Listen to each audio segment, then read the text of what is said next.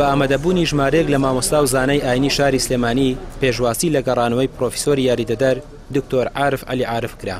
دکتۆر عارف عەلی عارف قەرەداخی یەکێکە لە زانە گەورەکانی کورد و سەرپەرشتی چەندین تێزی دکتۆرای لە زانکۆکانی جیهان کردووە و وەخۆی دەڵێ بێکجاری گەڕامەتەوە کوردستان تا درێژە بە خزمەت بدەم.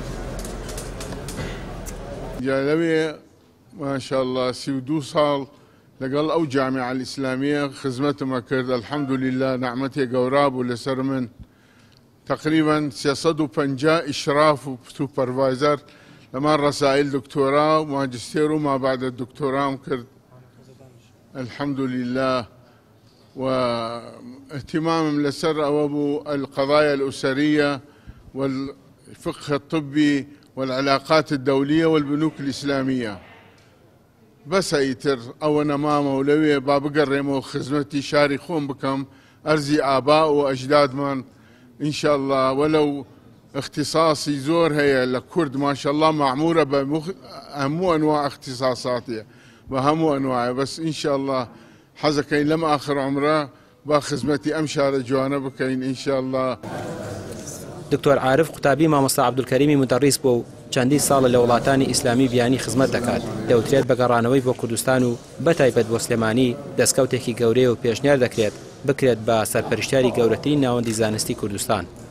ئەمڕۆ وەک بۆردی بڕوانان باڵەکانی کۆمەڵی دادگەری لێرە بووین لە پێشوازی پیاوێکی گەورەی جیهانی ئیسلامیدا، پیاوێکە هەموو تەمەنی سەرف کردووە بۆ خزمەتی علم و زانست، بۆ خزمەتی ئاینی پیرۆزی ئیسلام کە لە ماوەی 32 ساڵدا تەنها لە زانکۆی نێودەوڵەتی ئیسلامی لە مالیزیا لە خزمەتی قوتابیانی ماستەر و دکتۆرادا بۆ سەرپەرشتی زیاد لە 350 نامەی ماستەر و دکتۆرای کردووە لە سەرجەم جیهانی ئیسلامیدا کە من بۆ خۆم چەند جارێ لە مالیزیا سەردانم کردووە.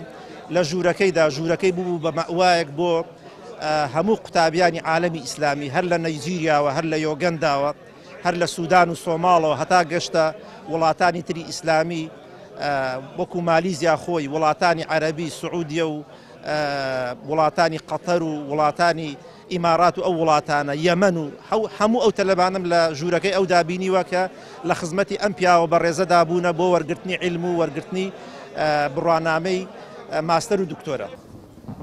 دکتۆر عارف عەلی سەرپەرشتیاری بەشی فقه و ئوسوڵی فقه بووە لە زانکۆکانی مالیزیا لە بواری یاسای ئیسلامی و بنەماکانی شەریعەتی ئیسلامی و 10 کتێبی لەم بوارانەدا هەیە. خاوەنی 23 وتاریشە لە گۆڤارە نێودەوڵەتیەکان، 38 توێژنەوەی زانستیشی لە گۆڤارە نێودەوڵەتیەکاندا بڵاو کراونەتەوە. سەرپەرشتیاری زیاتر لە 50 تێزی ماجستێر و 38 تێزی دکتۆرای کردووە و ئەندامی گۆڤاری نێودەوڵەتی زانستە ئیسلامیەکانیشە. ڕامیا عوسمان، کەناڵی پەیام، سلێمانی.